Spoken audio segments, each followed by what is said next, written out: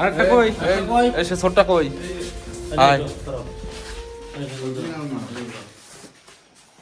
আয় এই যাও যা।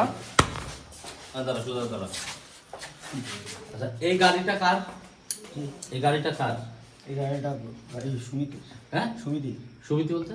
ওই আমার কাকা নাম কি তার? সুমিত। সুমিত। তার বাড়ি কোথায়? ইতনা ইতনা মানে কোন থানা? লোহার থানা। আরে এটা কোন থানা? এটা কালিয়া থানা। কালিয়া থানা। লোহাগড়া থানা গাড়ি, কালিয়া থানা। এখানে কে? এই গাড়ি চুরি করে নিয়ে আসে কে কে? জি, নিয়ে আসে কে কে গাড়ি? এই গাড়ি নিয়ে আসছিল না, আমি আর আমি ভাই। আমরা নিয়ে আসিস? নিয়ে আসিস? কিভাবে নিয়ে আসিস? আমার এই ভাই ওই খুলে দিচ্ছে, আমি টানছি। কি দিয়ে চলছে?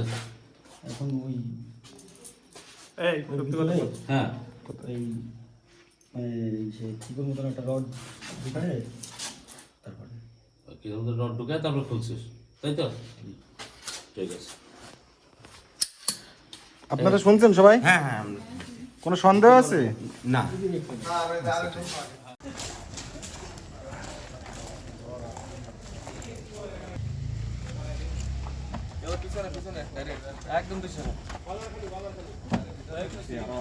দেন দেন।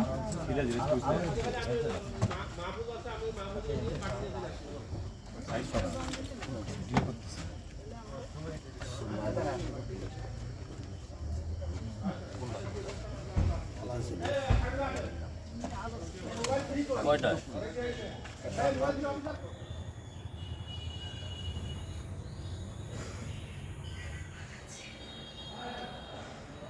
আসেন আসেন।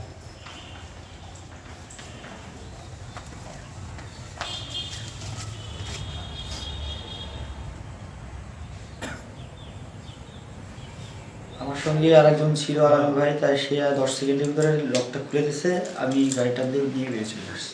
গত 3 ফেব্রুয়ারি আমাদের নয়ন সর্দারের বাড়ি থেকে রাত আনুমানিক 10টার দিকে একটা মোটরসাইকেল চুরি হয়। তো আমরা সেখানকার সিসিটিভি ফুটেজ নিই। সিসিটিভি ফুটেজ নেওয়ার পরে আমরা আসলে চোরদেরকে শনাক্ত করার চেষ্টা করি। পরবর্তীতে আমরা সেই চোরদেরকে শনাক্ত করি এবং তাদেরকে আমরা গ্রেপ্তার করি এবং তাদের জিম্মা থেকে আমরা নয়ন সর্দারের যে মোটরসাইকেলটি চুরি হয়েছিল সেটা উদ্ধার করি। পাশাপাশি আমরা আরও একটি মোটরসাইকেল উদ্ধার করেছি।